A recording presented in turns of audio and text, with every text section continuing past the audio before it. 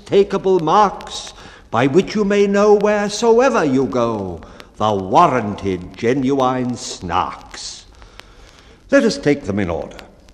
The first is the taste, which is meagre and hollow, but crisp, like a coat that is rather too tight in the waist, with a flavour of will-o'-the-wisp.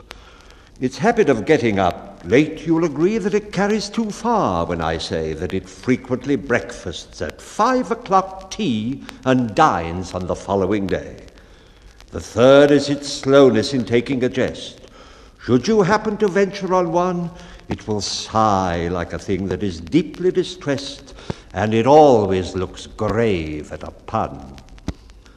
The fourth is its fondness for bathing machines, which it constantly carries about and believes that they add to the beauty of scenes, a sentiment open to doubt. The fifth is ambition. It next will be right to describe each particular batch, distinguishing those that have feathers and bite from those that have whiskers and scratch. For although common Snarks do no manner of harm, yet I feel it my duty to say, some are boojums. The bellman broke off in alarm, for the baker had fainted away.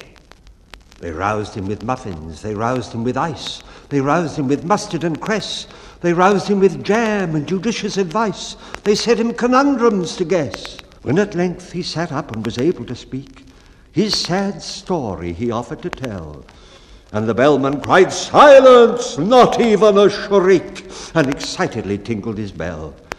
There was silence supreme, not a shriek, not a scream, scarcely even a howl or a groan, as the man they called Ho told his story of woe in an antediluvian tone. My father and mother were honest, though poor.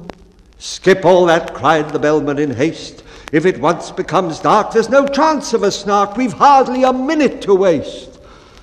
"I skip 40 years," said the baker in tears, "and proceed without further remark to the day when you took me aboard of your ship to help you in hunting the Snark. A dear uncle of mine, after whom I was named, remarked when I bade him farewell—" "Oh, skip your dear uncle," the bellman exclaimed as he angrily tingled his bell. "He remarked to me then," said that mildest of men, "if your Snark be a Snark, that is right. Fetch it home by all means. You may serve it with greens, and it's handy for striking a light. You may seek it with thimbles and seek it with care. You may hunt it with forks and hope.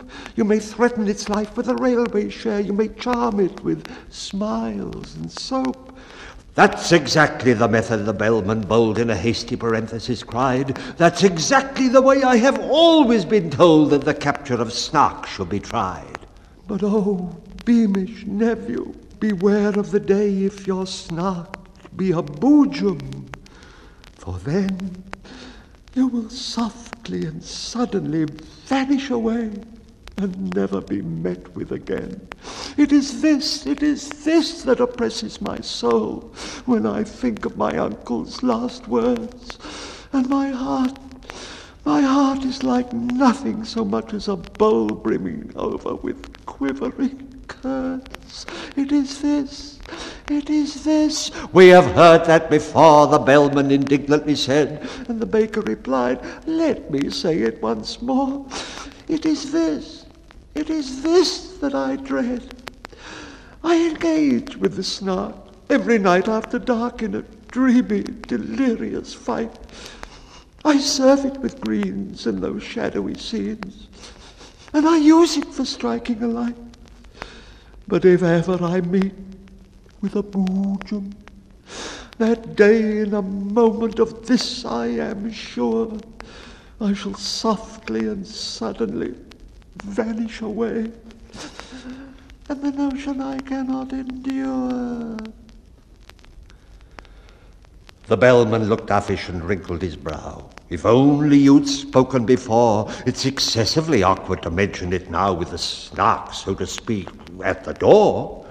We should all of us grieve, as you may well believe, if you never were met with again. But surely, my man, when the voyage began, you might have suggested it then."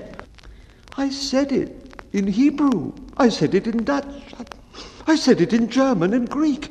But I wholly forgot, and it vexes me much, that English is what you speak. "'Tis a pitiful tale," said the bellman, whose face had grown longer at every word. "But now that you've stated the whole of your case, more debate would be simply absurd. The rest of my speech," he exclaimed to his men, "you shall hear when I've leisure to speak it. But the Snark is at hand. Let me tell you again, 'tis your glorious duty to seek it with thimbles, to seek it with care, to pursue it with forks and hope, to threaten its life with a railway share, and to charm it with smiles and soap. For England expects—" I forbear to proceed. "It is a maxim tremendous, but trite, and you'd best be unpacking the things that you need to rig yourselves out for the fight."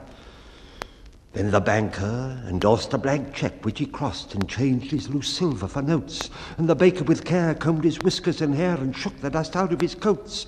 The boots and the broker were sharpening a spade, each working the grindstone in turn, but the beaver went on making lace and displayed no interest in the concern. The maker of bonnets ferociously planned a novel arrangement of bows, while the billiard marker with quivering hand was chalking the tip of his nose.